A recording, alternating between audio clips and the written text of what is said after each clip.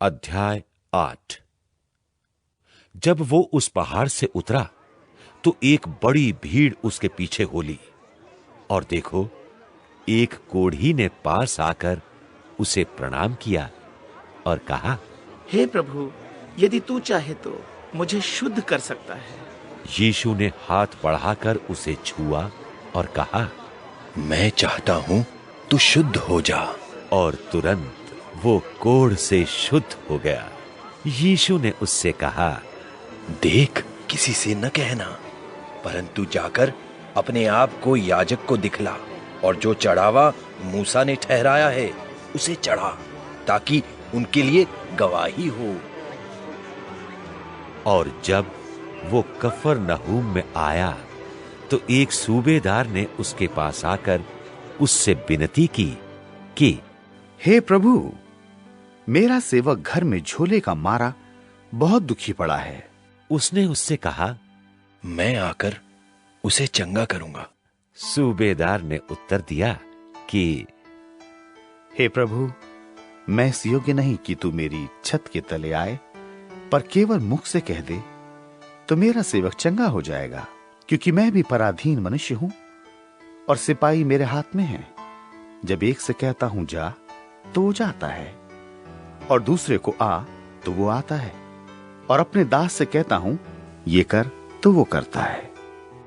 ये सुनकर यीशु ने अचंभा किया, और जो उसके पीछे आ रहे थे उनसे कहा, मैं तुमसे सच कहता हूं, मैंने इज़राइल में भी ऐसा विश्वास नहीं पाया। मैं तुमसे ये भी कहता हूं कि बहुतेरे पूर्व और पश्चिम से आकर इब्राहिम और इसहाक और याकूब के साथ स्वर्ग के राज्य में बैठेंगे, परंतु राज्य के संतान बाहर अंधियारे में डाल दिए जाएंगे। वहां रोना और दांत पीसना होगा। यीशु ने तब सूबेदार से कहा, जा, जैसा तेरा विश्वास है वैसा ही तेरे लिए हो। और उसका सेवक उसी घड़ी चंगा हो गया।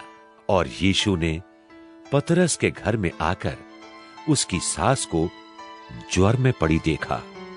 उसने उसका हाथ छुआ और उसका ज्वर उतर गया, और वो उठकर उसकी सेवा करने लगी। जब संध्या हुई तब वो उसके पास बहुत से लोगों को लाए जिनमें दुष्ट आत्माएं थीं। उसने उन आत्माओं को अपने वचन से निकाल दिया और सब बीमारियों को चंगा किया, कि जो वचन यशायाह भविष्यद्वक्ता के द्वारा कहा गया था वो पूरा हो।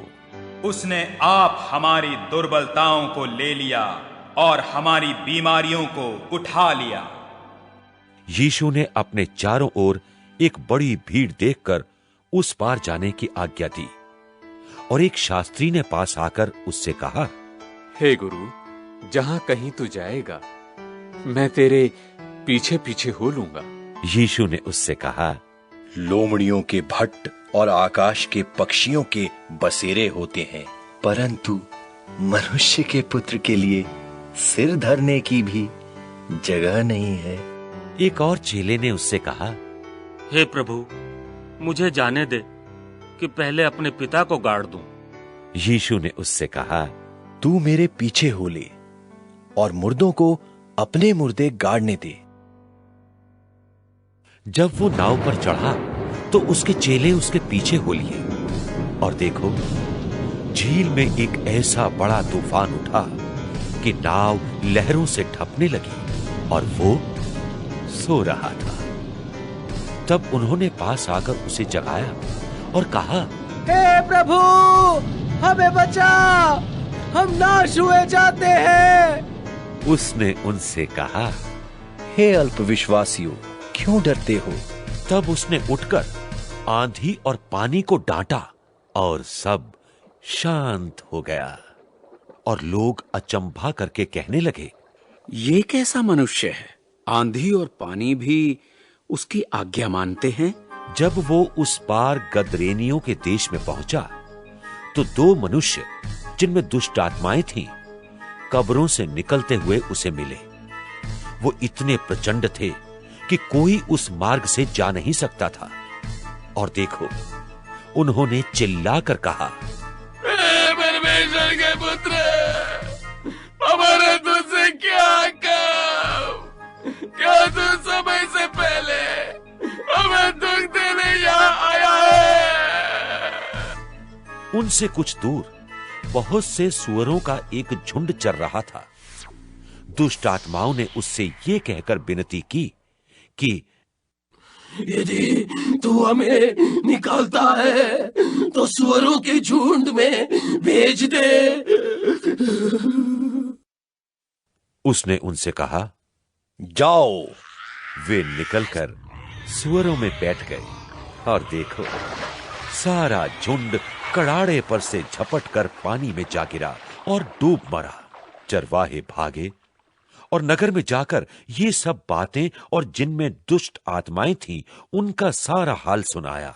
और देखो, सारे नगर के लोग यीशु से भेंट करने को निकल आए और उसे देखकर विनती की, हमारे सिवानों से बाहर निकल जा।